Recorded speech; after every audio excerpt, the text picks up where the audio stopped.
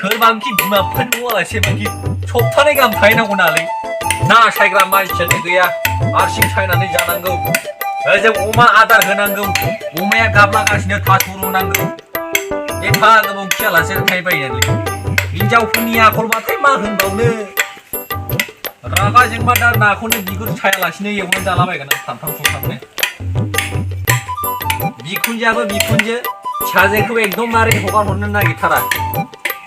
रागा जोंबा बिखुनजोखौनो बोनानैसो लायनो गोसो जालायलाङो आं माबादि हिनजाव मोननांगौ माबादि हिनजाव मोनखो आङो ओंखामफोरखौनो संनानै जालायनांगौबा बोरै जाबावगोन मा जाबावगोन बे हिनजावजों हिनजावालाय अबाव थांदों थांबाय आलासि जानो बिमानि न'आव सप्तानै गाहाम थाहैबाय दाबो फैया खम जारला